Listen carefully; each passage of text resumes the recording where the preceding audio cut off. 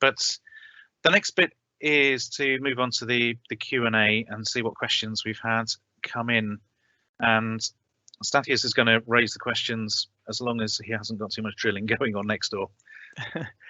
Thank you, Ian. Yeah, we're seeing few questions coming through, so that's nice. The first one says, we are always claiming for SME, and we are not very familiar with the RDEX and RDEX scheme. How does that work? Are the qualifying categories the same, so we will be able to claim for the same costs? If you can answer that, Ian. Okay. Yes, the schemes do work in very similar ways. So as we mentioned, an SME that's had work funded or subsidised, then that they should be claiming under the RDEX scheme for that work. So some SMEs are familiar with it. The qualifying cost categories are identical apart from subcontracted R&D, where at the moment there is an exclusion that you can only claim where it's going to a university or what's called a qualifying body. That does heavily restrict the large company scheme in terms of what can be claimed. I would be very surprised if revenue kept that restriction for the SMEs, because that would fundamentally change the way the scheme works. So there may well be two different qualifying categories remaining for companies, but on the main, it is identical.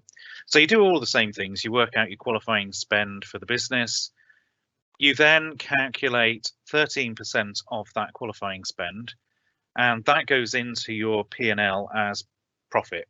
It's the same thing as you do for a grant, and that then is taxable. And at the end of the tax computation, you take that taxed amount and you either reduce your corporation tax payment or you get a cashback for it. And the cashback has a few tests that you need to go through, that you haven't got any outstanding liabilities, you're not in dispute with revenue, and the business is going concern. If you tick all those boxes, then you get the cash back. But the taxpayer and the non-taxpayer get exactly the same amount of money. So it's much easier to calculate your benefit on a year-by-year basis once you know what that qualifying spend is going to be.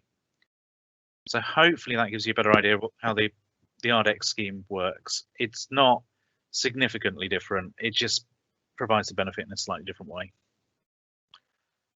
Thanks, Ian. So another question is, we are thinking of buying an asset and we're going to depreciate it for 20 years. How this could work for the R&D scheme? Will it give us any benefit? And in the UK, we cannot claim for capital expenditure. Do other countries allow you to claim for these costs? If maybe Luke can answer to that one. Yeah, that's fine. Yes, I guess this is linking back to the question in the consultation about allowing capital expenditure under the R&D tax credit scheme and if it would increase investment. So, I mean, HMRC haven't actually set out the mechanism of how they would bring capital expenditure into the R&D tax credit scheme. But in terms of how it would work, and in comparison to some countries that do it already, it would be quite complicated. So where countries do allow it to happen, the claim would be on the depreciation of the asset. So as the asset is depreciated across the period, the depreciation value is put into the R&D tax credit claim. So you would need to track the asset and assess it to properly calculate the benefit, and depending what it was that you were including in the claim, it could potentially be recognised over a 20-year period, a 10-year period. So that it wouldn't be a small task, and it's not immediately clear whether the benefit is going to outweigh the cost of actually doing that. And then I guess things would become additionally difficult in terms of there would probably be something in the legislation setting out how you would treat the research and development allowance on capital expenditure, because if you're allowed to have the research and development allowance and also claim the capital expenditure in an R&D tax credit scheme, the benefit would be massive. So you would imagine there'd be something in place which would mean you could only have one or the other. So Yeah, I mean, we don't know how it worked yet. Some countries do it, and the claim is on the depreciation, but it would be quite complicated. So I hope that's been helpful. And I think, if it does come into place, then we would be able to, HMRC would shed some more light on how it would work in the UK. Thanks, Luke. The next question is saying, we are thinking of setting up a subsidiary abroad or partner with an overseas company. Should we do that? Maybe Ian can answer to that one. Yes. I think the simple answer on this is that typically R&D tax credits are not so significant that they would change the way your business is going to operate. You're probably going to be driven by the fact you need the resources, and it's the only way that your business is going to be competitive, by allowing you to use the resources in another country. So it probably isn't going to be a driver in it. But what you need to be thinking about is that both this consultation, and we do have now a PAYE cap that's come in, both of those are going to potentially restrict the benefit that you can get from claiming overseas costs in your R&D claim. So the cap is 3 times the PAYE in the UK. So if you have a limited number of people on PAYE, particularly if you've got directors in the UK who maybe are not on the payroll, then you're going to be capped anyway. So I think you need to have a think about it and how the structure would work. You also need to be looking at the countries you're going into and seeing whether they have R&D tax credits anyway that would work with the type of work that you're going to be passing out to those countries. Because it may be that you just claim R&D tax credits in the 2 different jurisdictions, and you hopefully come to something about the right level. So I think it's one of these ones where you need to have a look at that. You need to have a look at effectively your transfer pricing as to how you're going to pass the profits around within that business and see whether it works out. But this is definitely something we're talking to clients around their R&D strategy, and where do they put the headquarters? Where do they think about putting their development staff? What issues can that cause, and what do they need to be considering as they go further into it in terms of rewarding the different parts of the business? I think the R&D is one aspect of that, and it may be the one that just allows it to work better and makes it financially better. I don't think it's going to be the driver in anybody setting that up. But if you want to have a chat with us afterwards, more than happy to run through what those issues might be and discuss what potentially could be a better way of trying to run that structure. Thank you, Ian. So another question is, if there is a change to the SME benefit, how much do you think that will be, and also how quickly do you think they will implement these changes to the R&D schemes? If Luke, maybe you can answer that one. Okay.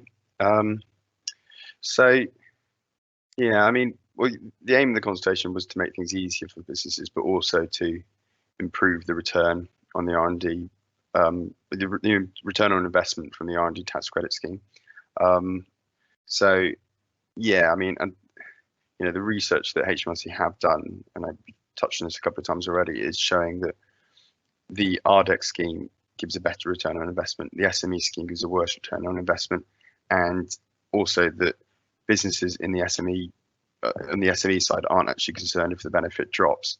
I mean, in terms of what that would look like and how far they would bring the SME scheme down, it's quite difficult to predict, but based on the things coming out from HMRC and what they've said about the 2 schemes in the consultation, a finger in the air approach you might think they could do something like bring the RDEC, which is currently a 13% credit, up to 20%, harmonise it with the SME scheme, and bring the SME scheme into the above the line credit and bring that down to 20%. So both schemes give an equal benefit.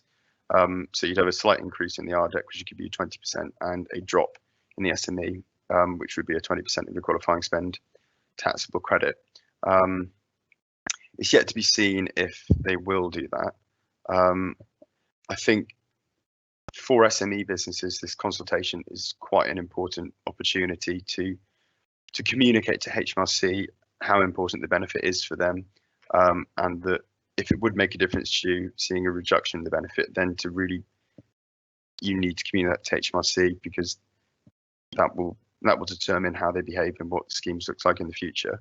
I mean, in terms of how quickly they'll do that, you'd imagine it'd be quite soon, if possibly in the November budget, if not in the November budget, the March budget. You sort of left the EU now, so we don't have the same state aid rules.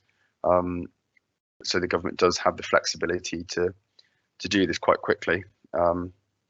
So I hope that was helpful. I mean, again, what happens will be determined by the response they get to this consultation. So yeah, I hope that was helpful.